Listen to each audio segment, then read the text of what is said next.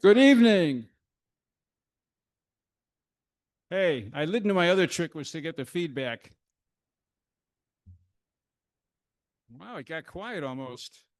Welcome to the August meeting. Is it the August? Richard, you put your hearing aids up louder. You really can't hear me? Oh, okay. A little more audio. I really request for a little more gain. How's that? Is that better? Okay, good, good, very good, very good. So, for those of you who don't know me, my name is Jim Smith. Oh no, wait, that's my hidden name. I'm Brian Dubin, AB9ZI, and I serve your president at your club. Do we have any first timers here tonight? Oh my, a whole bunch. Elliot, you want to grab the Elliot, can you grab the microphone and go visit each one so they can say hello? Yes, just say. All right, so where are the first timers again? I lost them all. Where are you guys? All right. Just.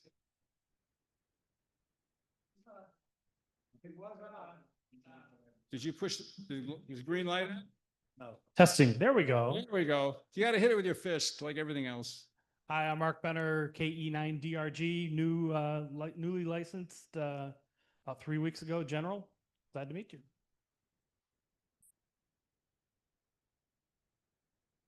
Elliot. Oh, never mind. Yep, here we go. David Detlefson. I guess I have to get used to speaking into a microphone, don't I? Right? Yeah, right. My call sign temporarily is KE9DRL, and I got my general license 3 weeks ago as well. Go Northfield.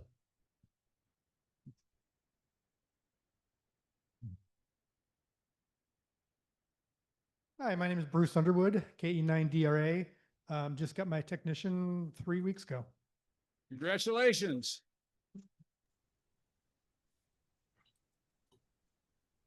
Hi, my name's Mike Kafka, N9HAK. I got my extra back in May, and looking forward to learning from all of you.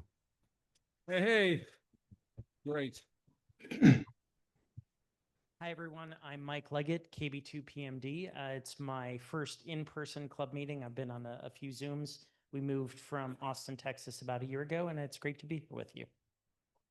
Welcome. Anybody we didn't get? What about the guy in the peach shirt over there? Is he new?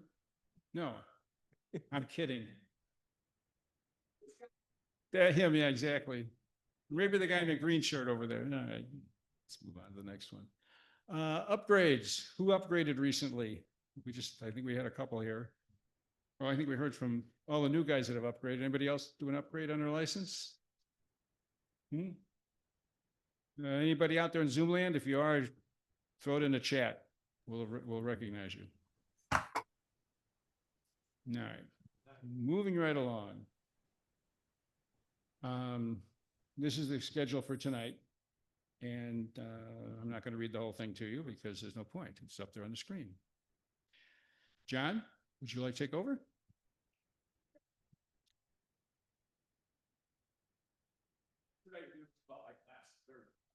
The microphone's over there. You find it?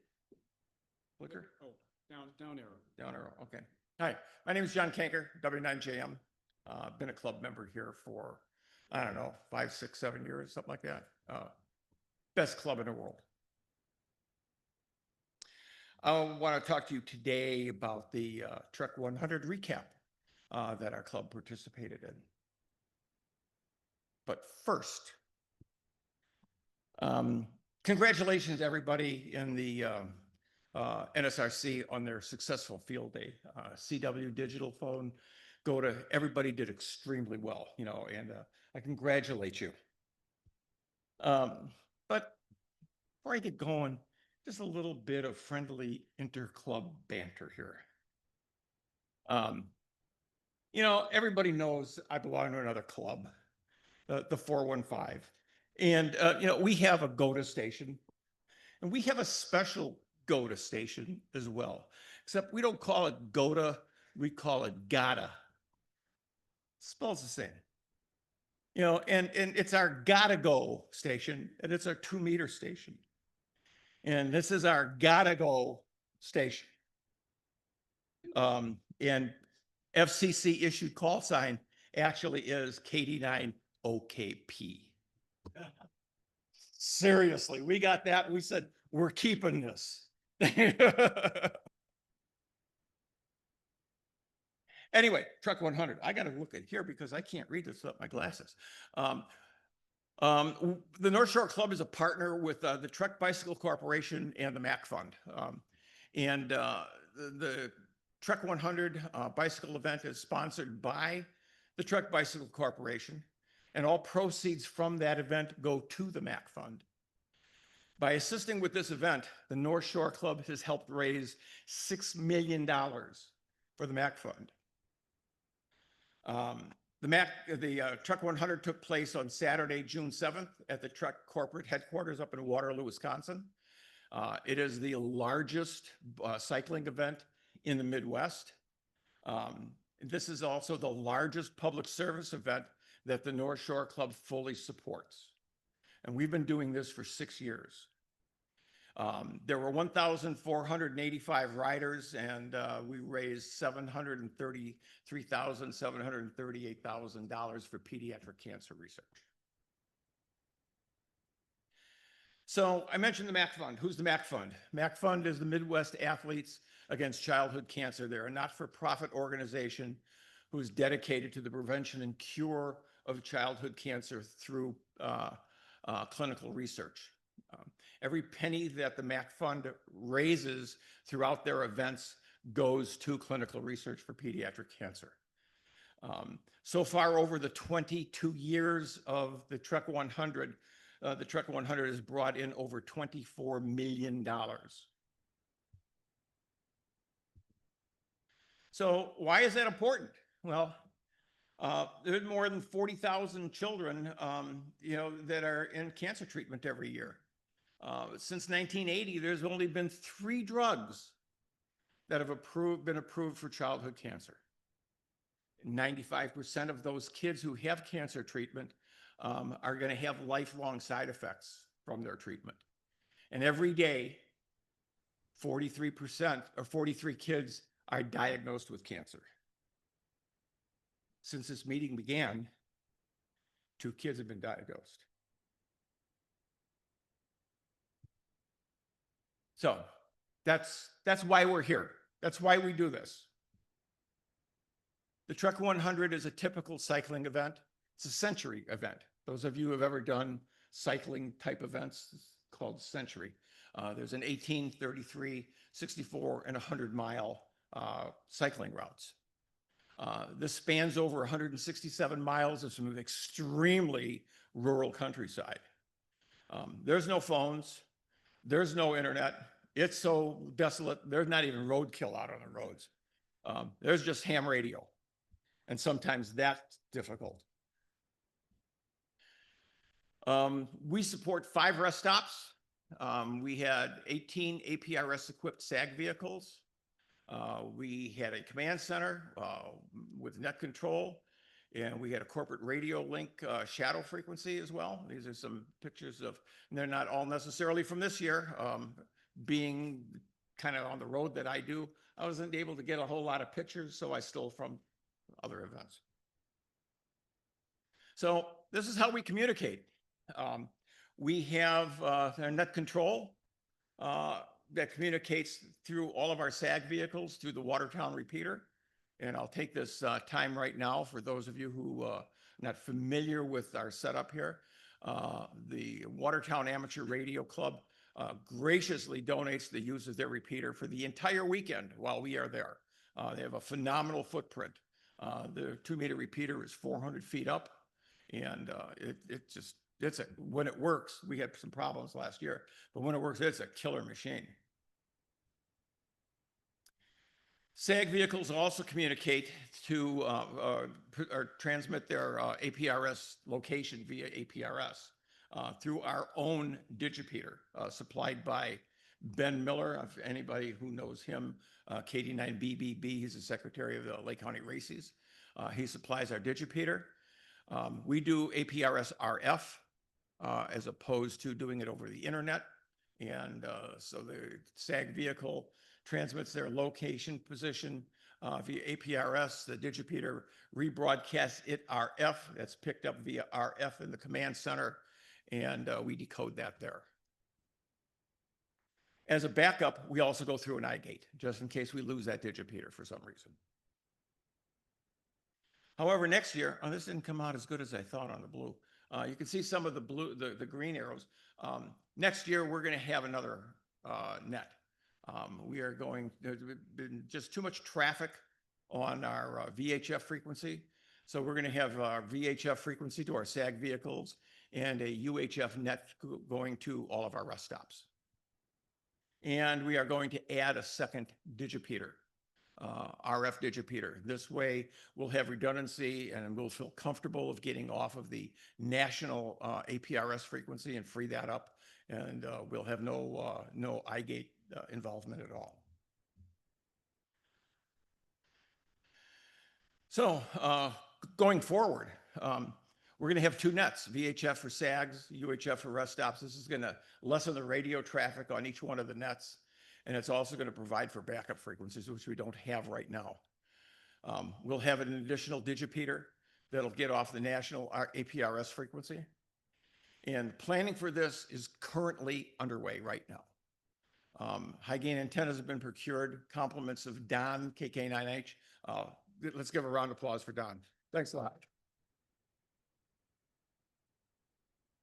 UHF portable repeater has been secured via Rob Orr from Ham Radio Chicago. Rob, if you are dialed into the meeting here today, thank you very much.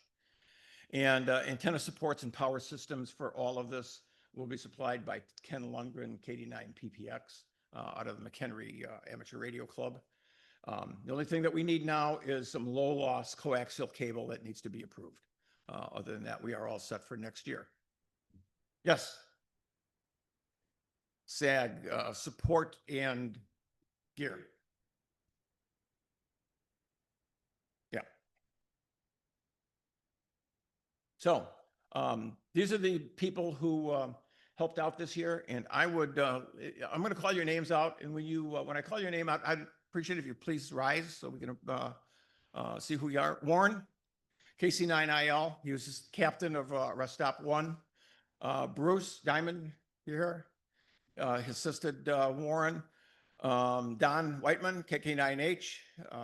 Don, step up so everyone knows who you are, like they don't know who you are. Captain of Rest Stop 2. Elliot Goldman was his assistant over there. Thank you. Chuck Saunders, KB9TAP at Rest Stop 5. SAG drivers were John Baker, Scott Petrusik, Rob Orr, Dave Holmgren, Gary Katz, and Fritz Hurst. As our corporate shadow radio operator was George Sachs. Thank you, George. And in the command center was Gil Etheridge and Eric Gronke, W9RX. Eric, if you are listening, he is the grand poobah of this whole event. Those of you who participate in here can understand the value of Eric. He is the world's greatest net control operator. Save the date, Saturday, June 20th, Trek 100 2026. You'll be hearing from me somewhere around January. I'm going to be in Florida, so I'm going to try to make the January meeting to give my sales pitch, and information should go out in the mail then sometime during February. So that's my recap for the Trek 100. Are there any questions that I can answer? Yes, Rich. When winter field day gets posted? I don't know. It's frickin' August. It's 90 degrees outside. Yeah. Next to the young. Yeah. There's probably sheep. Could have been a horse. Gary's got horses. Gary doesn't have pigs. I don't know. Could be whatever you want it to be. Anybody else have any questions? Okay, thank you very much.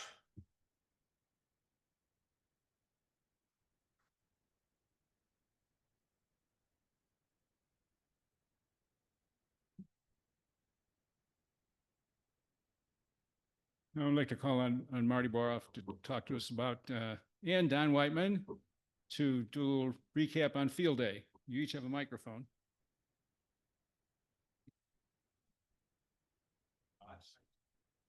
Okay.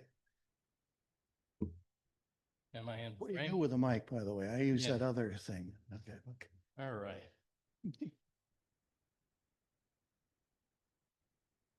Okay.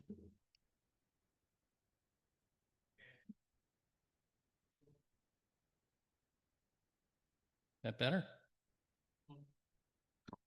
Better? Okay. Except we're not advancing now. Well, there we go. All right. So thank you, thank you, thank you. We want to thank you if you showed up. Well, we want to thank you if you operated. And we want to thank you if you participated in helping put together the day And take it down. and take it down. It took a village. All of these folks showed up to my regular monthly meetings to help organize the event. There's one person though that participated in this and did a super spectacular job that Don and I would like to thank. Something a little special. Casey, could you come up for a second?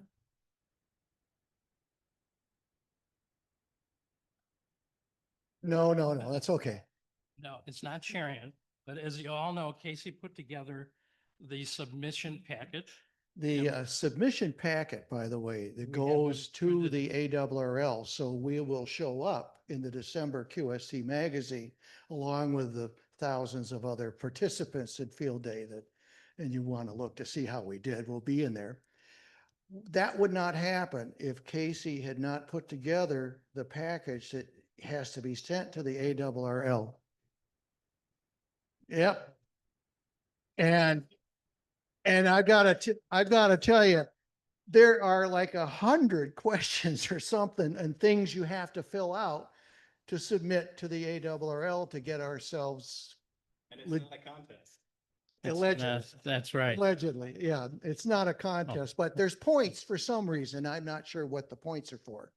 But at any rate, thanks, Casey. Was an outstanding year.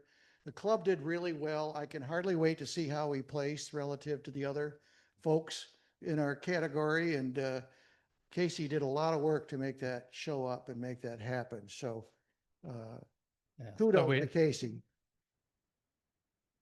What's that? Well, yes, that's true. Yes, Yeah, that's true. He's a good operator too. Not bad. Yeah. You know, all around participant. So as you know, this is the fourth year that we were at Clarkson Park. First year, Don did chairmanship. Second year, I did the chairmanship. Then we figured out it was much easier if the two of us did it. So we did it for the second 2 years or the last 2 years. These were the three locations at the park that we utilized.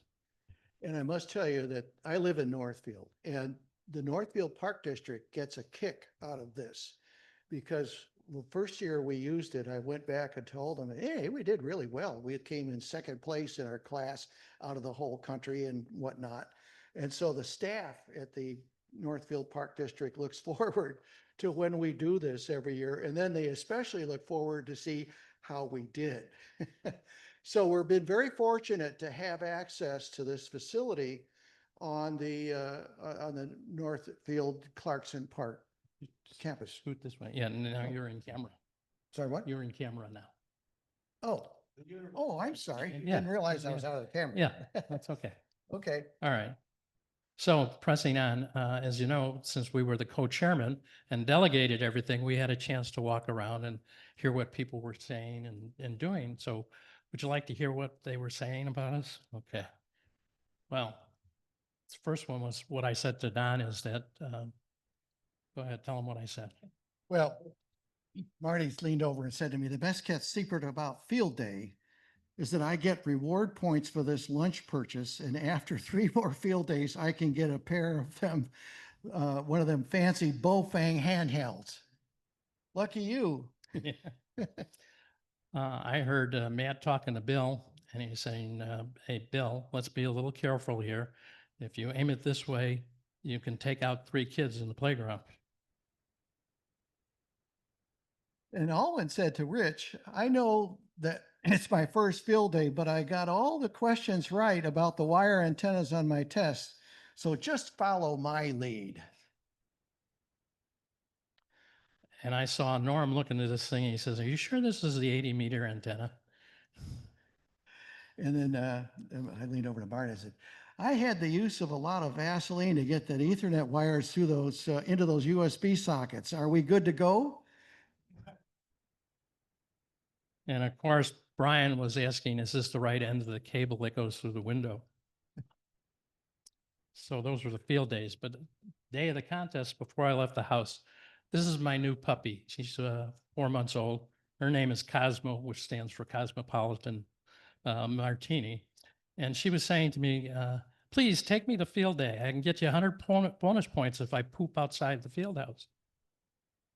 I said to her, no, honey, you get 100 points just because you're cute, but you got to bring in an elected official with you. Casey was overheard saying, hey, Bill, that's the 14th time you've answered my CQ. Come on, 13 dupes is not good. And I heard Bill say, wow, I hate Windows. Linux is so much better. My CW decoding program at home works a heck of a lot better than this one on this laptop. And then Rich was over here, Don, please stop logging K9SS. That's our call sign. And Laura was over there by the free station, and she kept asking, if it's a free station, how come Edgar keeps asking for my credit card? Marty was approached and said, Tracy, this is not complicated to program. I just whipped it up last night. And then we had a visitor heard say, I heard Norb is a great Elmer. What's an Elmer? Oh, well, that's enough humor. I'm going to bring Warren up here, and Warren's going to tell us how our scores really worked out. And by the way, if you look up NS9RC on QRZ.com, not only can you read a short thing about a lot of the stuff the club is involved with, but you can also see how we did last year in terms of state and region and all that kind of stuff. Go ahead, Warren. All right, good evening. I'm Warren, KC9IL. And you know, that's a good idea about the Park District. Maybe send them a copy of the book that that Casey put together. I mean, that thing reads like an annual report. It's amazing. I mean, there's pictures, documentation, charts and graphs. You could probably take that on Shark Tank and sell them a repeater. All right. Well, for those of you who are good with numbers, I got lots of numbers. If you like pretty charts, I got those too. So between them, we'll figure out a way to tell the story. But let's start at the very top level. The total score this year, circled in red there, was 12,027. Down just a little bit from last year, but better than we did in 2023. Our total contacts were 2757 before you add in GOTA, which was actually better than the last couple of years. GOTA was a little bit less, 73 contacts. So from a QSO point standpoint, you might say, well, if you had more QSOs, why didn't you have a higher score? We had fewer CW and fewer digital, and we picked up a few more sideband contacts compared to the prior years. But overall, 12,000 points. Our bonus points were about the same as last year as well, about 1,900, all the various categories. So now let's look a little bit longer term. The chart on the left shows our contacts and scores. So the blue bars are the number of contacts, and that's plotted on the right. And you can see that over the past 10 years or so, we've gone between 2,500 and 3,500 contacts. Back in the day, we used to get about 1,000 points for every station we had. So the CW stations, the phone stations, each got about 1,000. That's when we operated 3 discrete stations. Now we've got a digital station, we've got some VHF in there as well, so things are moving around a bit. Total score, that's the red line, that's plotted against the left. And again, we're right around the 12,000 mark. The high water mark for us was back in 2014, 2015. We were up over 13,000 points. That's back when we had 3,500 contacts. But again, there was more sideband there, so we weren't getting as many points for those. The year where we took it all, that was 2012, we only had 12,066. So who knows?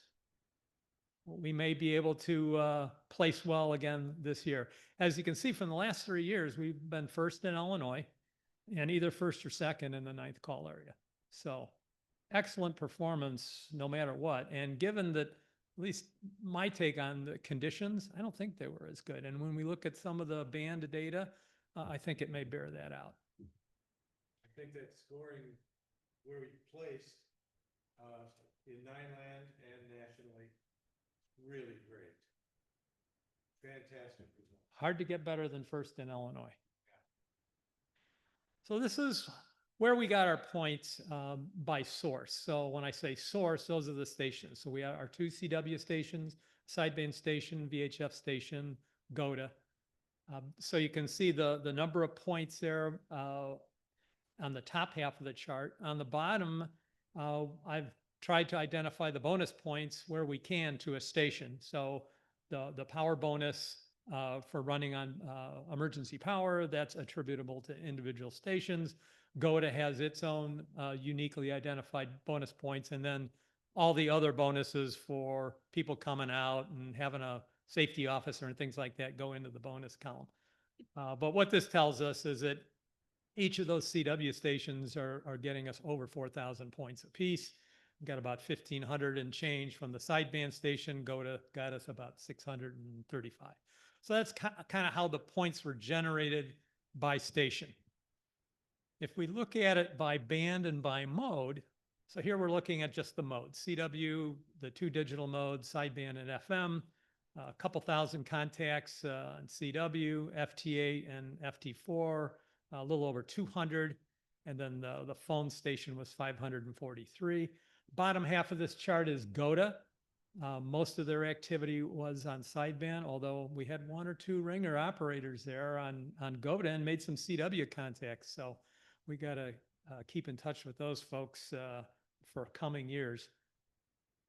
So this is how the contacts and points by band added up. So the blue bars are the number of contacts. The orange bars are the points. Once again, 40 meters is the money band. Clearly, half again better than 20 meters. 15 meters was a bit of a disappointment this year. We normally do better, and it just wasn't happening for us. We'll go into that a little bit later. And the other band that's conspicuous in its absence is 10 meters. Nothing this year on 10 meters. Just wasn't working for us. So station utilization, 1,000 point contacts apiece in the 2 CW stations. And you can see what bands they were on. Same for GOTA and sideband. You can see which bands they were operating on. And then the bottom half is those stations by mode. So the CW40 station was 100% CW the whole time. The other CW station, the one on the right, did some split duty on digital, mostly in the overnight hours. And then the sideband station also, mostly phone, but there was a little bit of FT8 and FT4 there. So here's the points, QSOs and points by mode. Lion's share there is CW, and then you can see how the others line up. If you see MFSK on these charts, that's FT4. That's what N1MM calls FT4.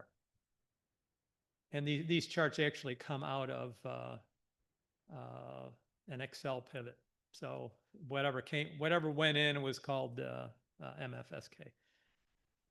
This is our QSOs and points by station. Again, over 2,000 points each of the CW stations, and you can see how sideband did. So now let's talk a little bit about rate. I'll refresh your memory a little bit. We take each hour and divide it into 4 15-minute quarters. So there's a total of 96 quarter hours. If any station was operated on any mode by any operator in any one of those quarters, you were assumed to have been on for that entire 15-minute period. We could try to shrink it down to a 10-minute or 5-minute window. The data file gets to be pretty big when you do that, but I think this is a pretty accurate way to look at it, because we can then take the total number of contacts divided by the quarter hours divided by 4, and you get a rate per hour. So overall, for all the 24 hours that we were operating, and we did operate the entire 24 hours, we were just under 120 contacts an hour across the board. So that's the top grouping there, is all stations combined. Below that are how the individual stations did in the individual modes that they were operating on. So in that first column, if you look at CW, both those stations were pretty much about the same, operating at 45 contacts per hour. Sideband, for example, was running at 25.8, so almost 26 contacts an hour. That's down from last year. Last year, we were over 30. We're at 32.7 contacts an hour. So we struggled a little bit on sideband. If you look at the digital modes there, FT8 was at 14 contacts an hour on the sideband station, 17 contacts an hour on that CW station. So, you know, pretty close. But last year, we were about the same. We were about 16 contacts an hour on FT8. But look at FT4, 31 an hour on the sideband station, 29 an hour on the other CW station. So pretty equivalent, right? Last year, we only did 22 contacts an hour on FT4. So that tells us either we're getting better, or the stations that we're working are getting better, or there's more of them, or all of the above. And I think that's the case. And as we look further, that's going to be one of my takeaways. So this is the contacts and points by hour. So again, blue bar is the contacts, the brown bar is the points. We were active the entire 24 hours. The first 2 hours were the strongest, where we were over 350 QSO points. And it kind of dropped as we went into the evening, dropped off a little bit more overnight, and it picked up again Sunday morning. Although disappointingly, the last 2 hours were not as good as we normally like to see. Usually those Sunday morning hours, we jump on 15 with that 40-meter dipole, and we get all the people we haven't gotten yet. And it just, the band wasn't cooperating, or the people decided not to go there. This one's a little bit busier. This is the contacts per hour by mode. So the dark blue there is CW. You can see how that was pretty strong on Saturday, dropped off overnight, and then came back on Sunday. Those brown and green colors in the middle, that's the digital that was going on overnight. There was a little bit of digital earlier on Saturday. That was 6 meters. That was the VHF station that did that. And then the last hour or so, we repurposed the sideband station and worked some digital. So that's why that appeared there in the 23rd and the 24th hour. So strictly looking at CW, again, pretty strong to start off. Dropped off a little bit around dinner time, came back. We had a real strong run on 80 meters in the 8th hour. Then things quieted down overnight, except Bill was still working. He worked a lot of hours. And then a pretty strong finish on Sunday morning. Again, 50, 60 an hour. We're still doing pretty well, even though we felt like we'd worked everybody. And from the dupes I was getting, come on, guys, give me some fresh meat here. Sideband and FM, tough first hour. Then the second hour was pretty good. And then back to, our average of about 30 to 40 an hour, except late Sunday morning. It got tough. Digital, the early hours, again, that was the VHF station that Edgar was running. And then overnight, we picked up, 20, 25 an hour or so. And then Sunday morning, we got up over 35, almost 40 an hour when we came to our senses and repurposed the sideband station. So here's how combined CW stations worked. You can see the only repurposing there was basically in the middle of the night where we switched over, did some digital modes. The sideband station pretty much was sideband the whole time, other than Sunday morning, we switched over to FT4, and then that last hour did a little of everything. The GOTA station was primarily sideband, no digital this year on the GOTA station, but we did have some CW, which was fun to see. And then the VHF station, which again, that was 6 meters. And then we made a satellite contact in hour 11. So it had to be about midnight when that happened. It was good for getting 100 bonus points. So overall, if you stack them up, you know, the blue, that's the 40-meter money band. It was there the whole time. 20 was strong on Saturday afternoon, kind of dwindled down in the evening and picked up again on Sunday morning. And then, as I mentioned, 15 meters. Somebody was doing 15 meters Saturday afternoon. I'll have to go back and look and see who it was, because well, it might have been the sideband station. They were so desperate to trying to find somebody anywhere. Please call us. So 80 meters. And again, 80, we tend to do better. We fire up 80 meters, 10 o'clock or so. And in past years, we let it run all night, and it would, 30, 40 an hour, something like that. But it just wasn't that all strong for us, other than we had, at 8 o'clock, we had a nice run on CW on 80. But other than that, either the band was noisy or people weren't there, or a combination of the two.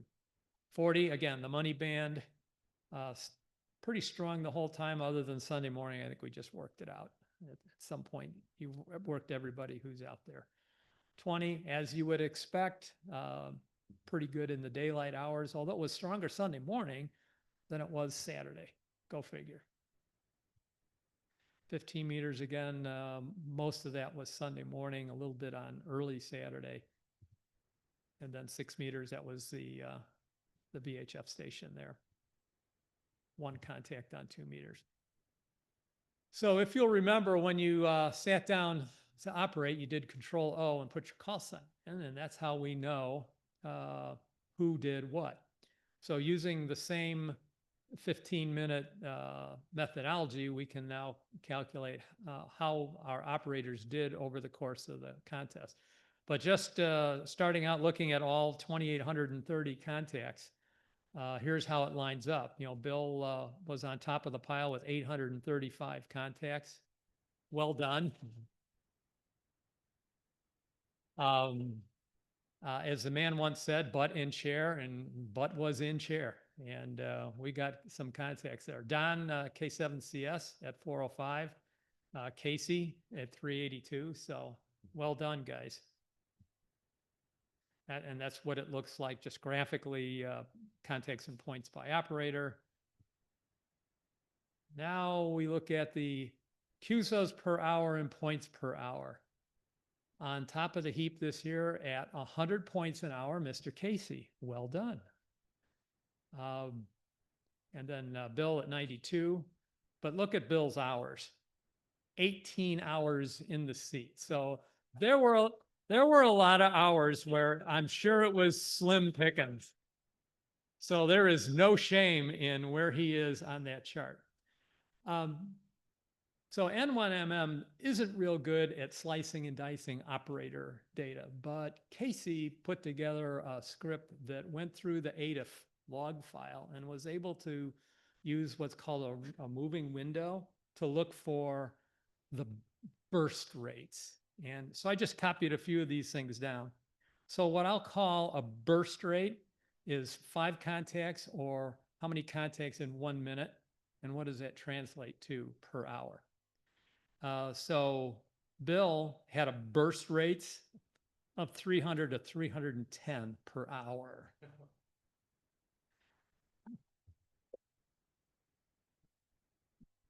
Casey was at 240 to 260. So again, those are short bursts.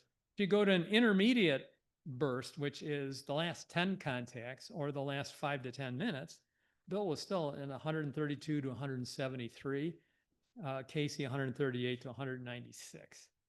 So we have the capability that when they do come at us crazy, we can field them and log them and move on. And that's really crucial. It's one thing to have a great station, and we had great stations, but you have to have the operators also that can handle that stuff coming at you. So well done, everybody there. So let's shift gear here. We're winding down a little bit. These are the sections we worked. These are the top 40. So Ohio was our most common station worked. Illinois was next. And actually, if you look at the top 10, compared to last year, top 5 stayed the same. So Illinois, Ohio, North Carolina, Virginia, Michigan. They were the same top 5s last year as well as this year. But what did happen is places like Colorado and Texas kind of dropped down, and we picked up Tennessee and Indiana and Missouri. Is that a function of 40 meters? Who knows? But it's interesting that we saw that little bit of a shift, but the top 5 are still the top 5. Us being in the middle of the country with an antenna that's kind of pointed east and west, that's what you're going to get. This is a snapshot from N1MM, and what it does is it shows you all the ARRL sections by call area, by band, and then phone, digital, and CW. So what we take away from this is we worked all states in a weekend. On 40 meters, we got all 50 states. On 20 meters, we got them all except Alaska.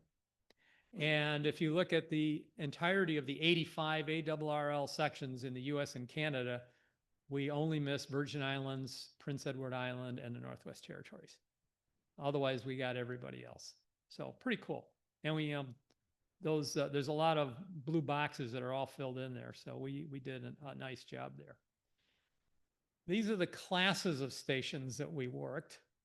So 1D was 29% of the contacts we made. 3 alphas were 14%, 2 alphas were 9.8. So those 3 categories were over 50% of the people we worked. As I look through this, I see a 23A and a 23B. It's the same station.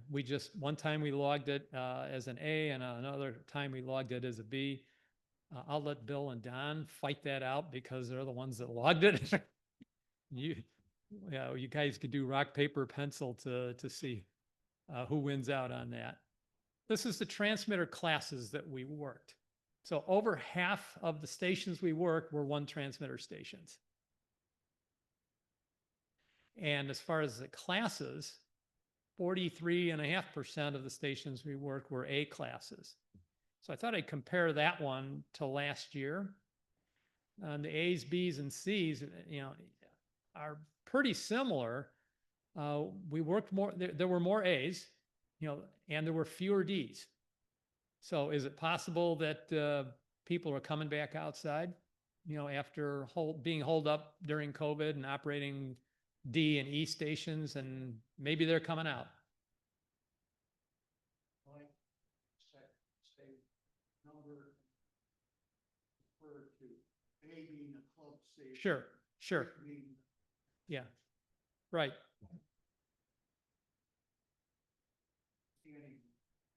Sure, good idea. So an A station is a club outing, and then it can have 1 transmitter, 2 transmitters, 10 transmitters.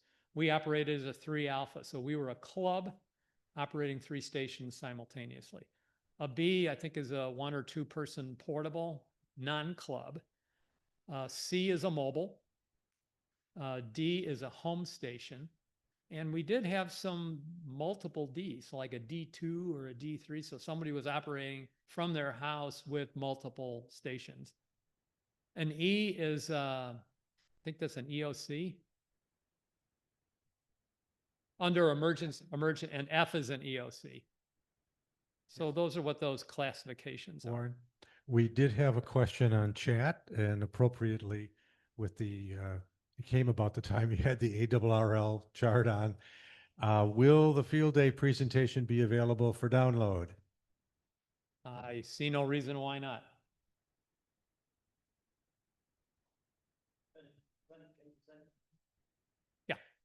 I think the consensus is we'll have it. We will have.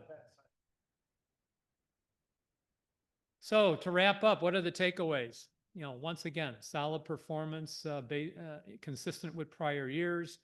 Having our CW stations provides a good foundation for QSO count and points, and then adding bonus points. FT4 continues to grow as an alternative to FT8 in that we're seeing more QSOs and higher rates. It seems like some groups are coming back outside and operating away from home, which is great. Nothing on 10 meters, a disappointment for any of the technicians that were out there trying to operate field day.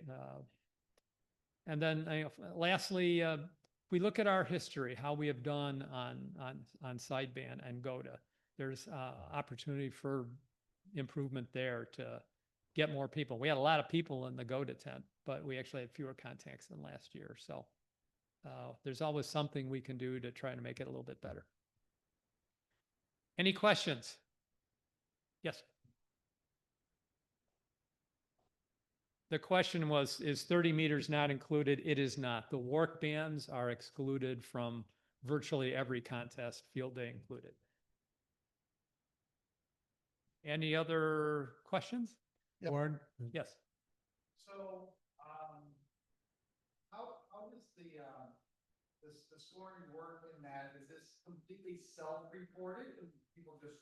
Yes, it is. Does the contact have to work by the second? No, it's an honor system. Yeah, that the question works. was, how is the How are the scoring? or the Yeah. score is verified in field day because it's not a contest.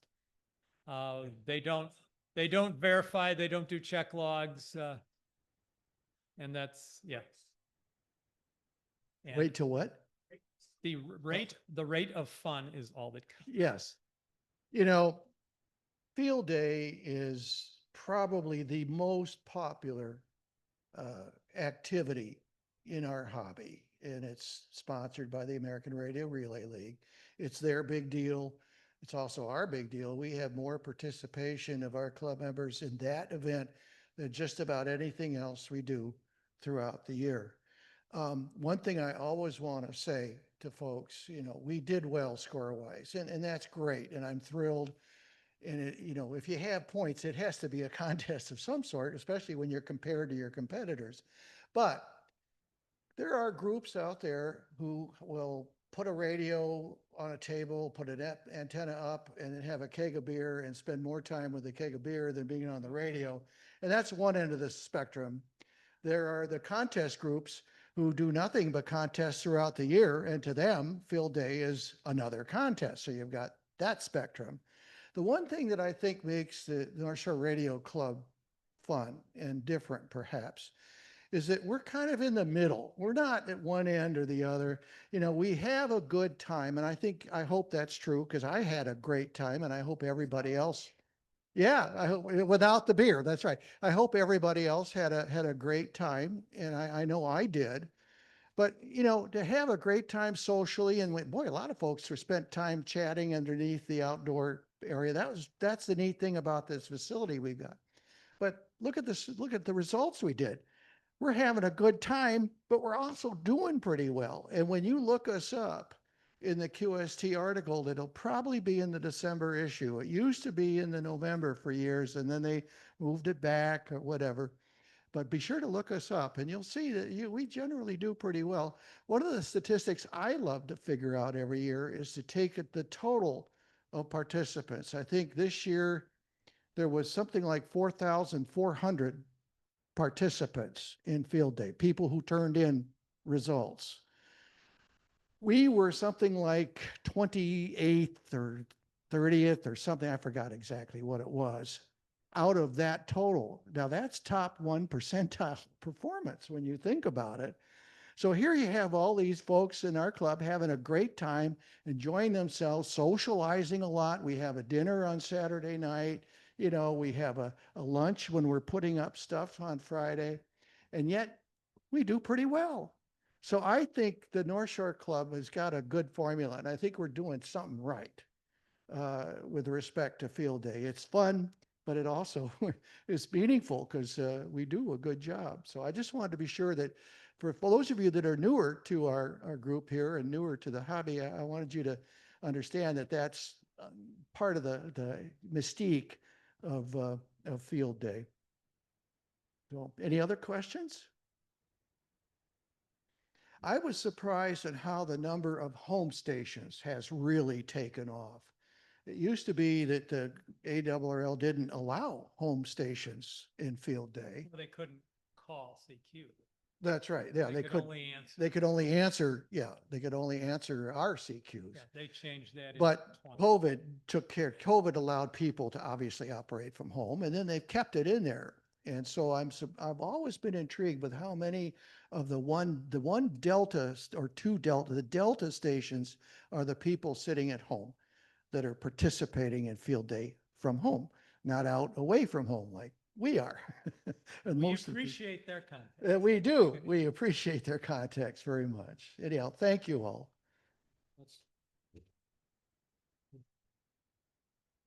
Oh, yes. Okay, yes. so to wrap this all up, this is what your club spent on field day this year, $1,000 for the rental.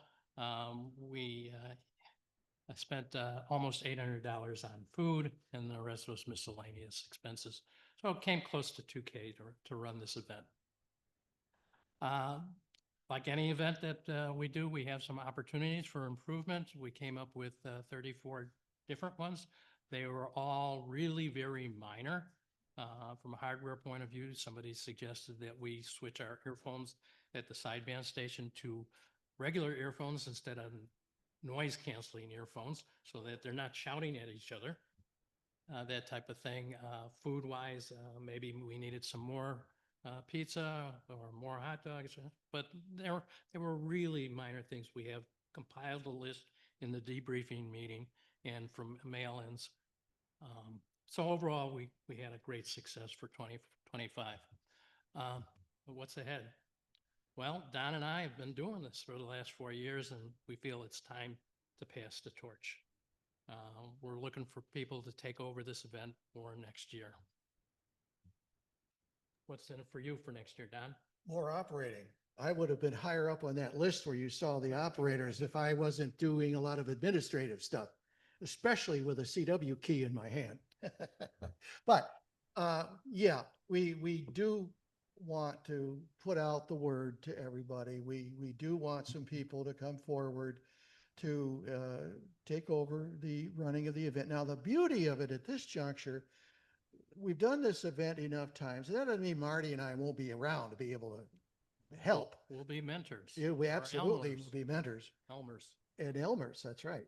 But I do hope that there'll be some folks, it's time for some other folks to step forward and run this. But it's been done now at this location. This is the 4th year we've done it. It's not going to have to start from scratch, next year. A lot of the things we do, we already know how to do, and it's not too difficult to recreate. So it won't be that bad.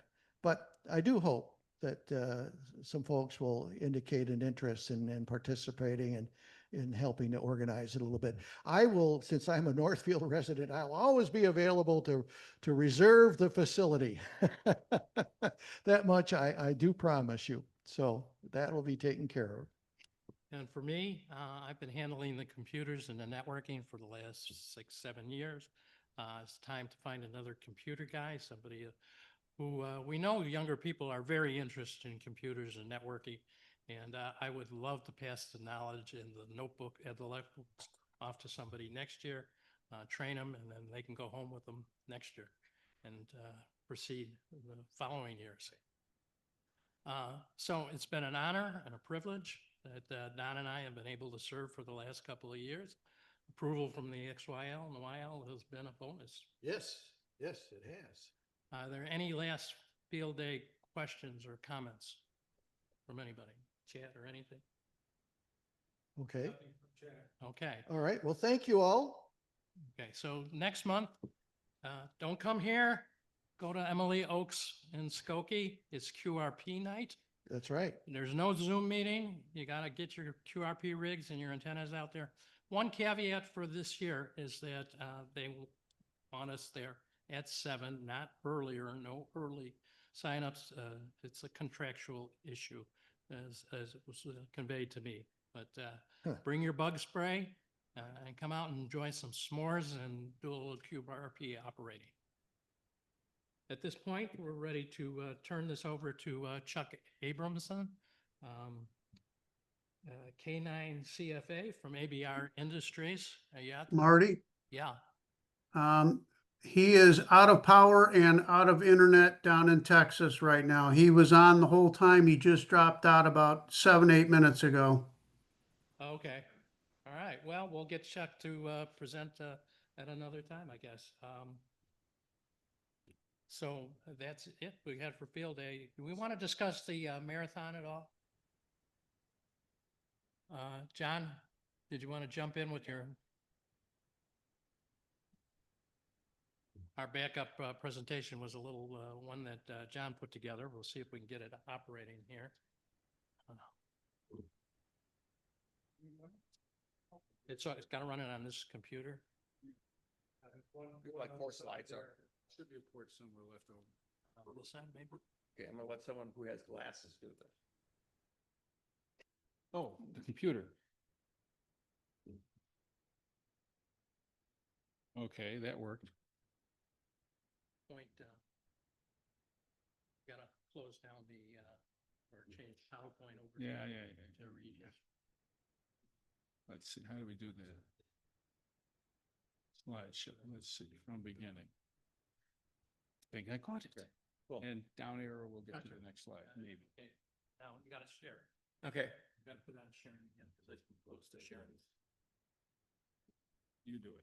Well, somehow I gotta get the, Alt tab, no.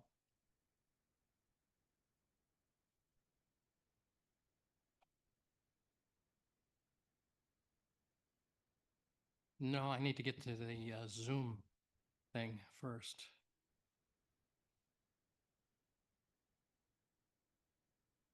Let's minimize that.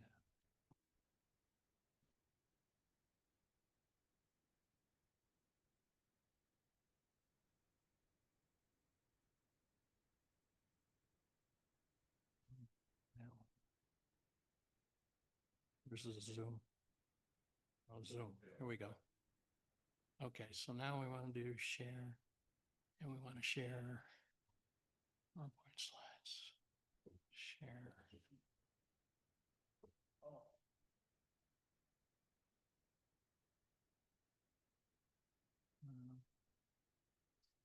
I'm sharing it. Let's see if it. Yeah, but it's not changing. I have to get to PowerPoint. And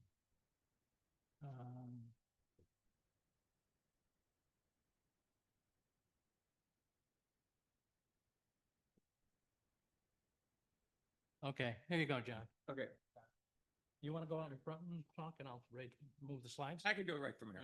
This is good. So Plan B, huh?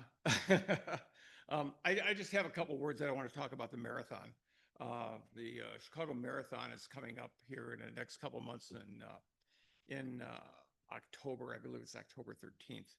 And Rob Orr, who has been the president of our club for 1,000 years, and now is with the Ham Radio Chicago, is the one who really heads this up. And talking to him, we told him that we would make a little bit of an announcement at our meeting on the marathon for him. Chicago Marathon is Sunday, October 13th, I believe. It is on the 13th. Okay, and Rob's looking for about 160 hams. It takes about 160 hams to put this event on. Rob gets those from approximately 17 amateur radio clubs across 7 states. 2 clubs come from San Diego every year to do this, so I don't want to hear anything that, it's too far to go to Chicago. So, so I actually have a problem. Talking to Rob, a few days ago, he said, John, the North Shore Club's been doing this for 17 years. And when we first started, we had 40 hams from the North Shore Club participate in this event. When we talked to Rob a couple of days ago, he said so far from the North Shore Club, there's one. You know, that really bothers me. You know, this is your club, you know, and I'd really like to see, you know, some participation from the club step up for this. We normally have, right now, aid station 4, which is typically the North Shore Club's aid station. What Rob likes to do, so as he doesn't have to go out and physically staff person by person by person by person, he likes to turn an aid station over to a club and says, okay, North Shore Club, here's your station, man it. Okay, well, with one person, we're gonna lose this station. And once we lose it, we're gone. There about 4 years. I worked the station last year. Let me tell you, it's a pleasure. It's really invigorating, rewarding. You're helping people. The ham radio guys are the medical team. Okay, you're an integral part of the medical team. Whether they need an ambulance or they need an aspirin, you're the one. It's all ham radio. And Station 4 is really a pleasure. It's right at the end of Fullerton Avenue. I walked about it's longer to walk in this parking lot from this parking lot into here than it was last year for me. I mean, this is perfect parking right to where you're literally where you're going. It's just south of the Note Bart Museum. It's right where Fullerton meets Lake Shore Drive. And it's kind of, I think that would make it, It's right at the end. it would make it Right the there. northeast corner. So there's no problem. The interesting thing is all the pathway curves right there in front of you. You're part of the medical team. As I say, it's very rewarding. And a couple of years ago, the team that I was part of, the ham radio guys, literally, because we were trying to get an ambulance across the run, the cops said you can't stop traffic. The ham radio guys, literally put our arms together, stopped traffic to have an ambulance come across to take a guy who was dying to the hospital. Okay, I'm telling you, you're doing good things, and it's really not an effort. And you can sit there and you drink a lot of water and Gatorade, and you bring whatever kind of food you have. And our group always had plenty of food because we brought it. You come with your own equipment, you're self-sustaining, and it works perfectly. And you're a major part of the thing. So it's really not an inconvenience. The only thing you got to do is if you're like you were working, you got to get up early in the morning. Other than that, I was home at 2 o'clock in the afternoon. Yeah, that's another advantage of this particular rest stop is it's reasonable in terms of when you have to be there early in the morning, but it's more reasonable when the last runner has gone by and you're released to be able to call it a day, which is typically about what, 2 o'clock? I'm done. Ish. We were done at 2 o'clock. 10 or 10:30. Well, okay, it's sooner than I thought. I forgot when I was there. But anyhow, I would highly urge you to consider, if you haven't volunteered for an event like this, this is a world-class deal that we're part of. And I participated in it for 14 years and then retired. But basically, this is a wonderful event to get involved with and to be able to tell people that you participated in the Chicago Marathon is really a big deal. So I would encourage you to consider volunteering for that if you want to get involved with, yeah. Next slide. Oh. Okay. Well, what you might do is go back, and I don't know if there's a comment part of that, but put a comment in there stating that you are a member of the North Shore Club and you'd like to offer the ability to be able to aid station 4. That's the number of our, and it is really a prime location in the event. So I highly recommend it. But that's how you could do it. You know, one of the other things about aid station 4 that has a lot of prominence, there are 3 aid stations along the course that are evacuation stations. And aid station 4 is one of the evacuation stations. If there's something that happens, if the race gets evacuated through aid station 4 into the zoo.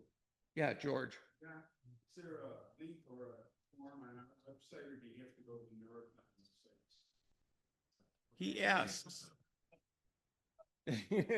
He asks. You can ask me if you have any questions about it, or Don, yeah, and there is a link on the website. There's a nice article about the marathon and a link right there that you can click on that'll take you to Rob Orr's Google forms that you can sign up for. Like Don says, this is your club, and our club exists because of the participation of its members. And, we highly suggest that you volunteer for this event. It's a world-class event. Last year, they came in as number 2 in the nation for a marathon. This year, they're expecting 55,000 runners, which would make this the number 1 marathon in the United States. Don, you have anything else?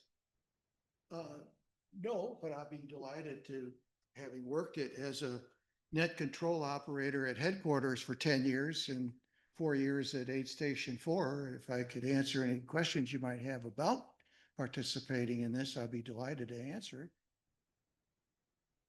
Again, hope you got, yeah, go ahead. Oh, yes.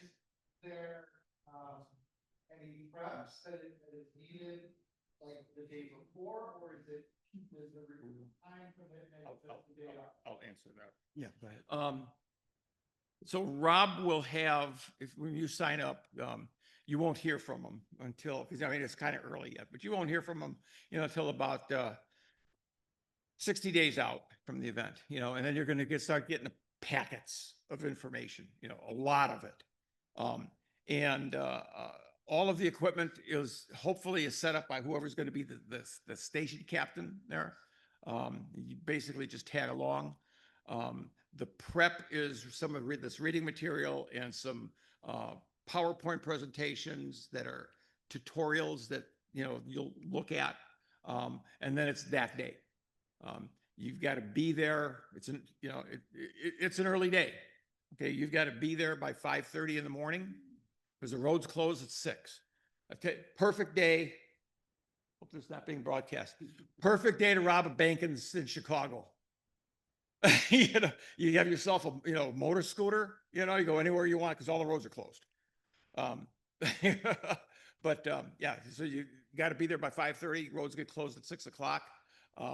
The last rider, the time clock, Abbott time clock comes through at about 10:30. You're there until the med team goes away with the biohazard box, and then you're out of there. 10:30, you're usually on your way home.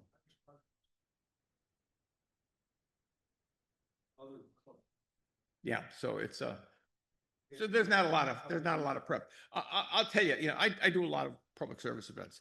This by far is my favorite event ever.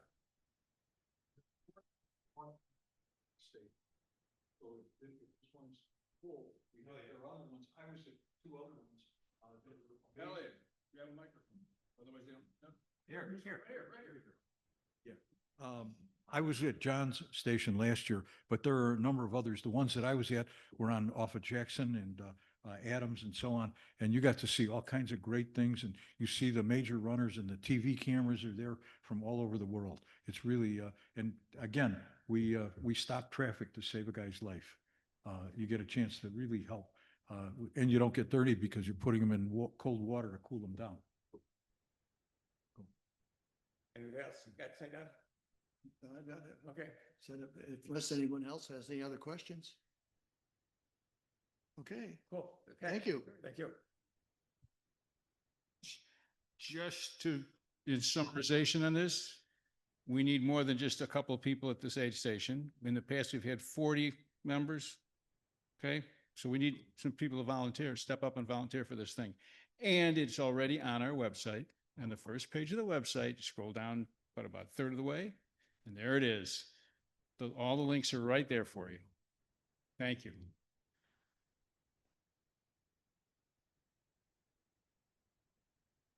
I think that pretty much ends everything. Does anybody have any comments or questions that they have about anything this evening? Oh, yes, the auction. As you know, the majority of the funds that come to for these events, including renting this facility, QRP night, field day, food, all the things we pay, majority of that money comes from the auction. So take a look around your shack, find things that you'd like to donate.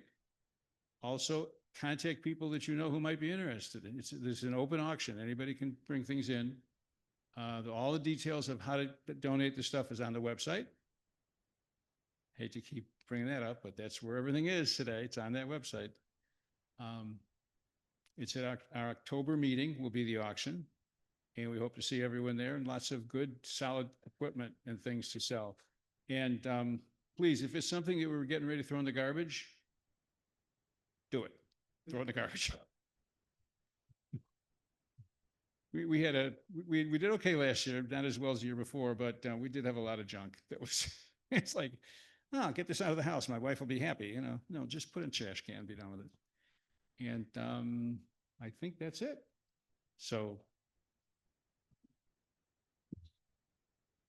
tonight we have what? 29 people on Zoom. So that's pretty good. Rich. Okay, there's a VE session this Sunday. Whoop. How do they do that? I'm good at that. I'm good at that. Anyway, thank you all for coming, and this concludes our meeting.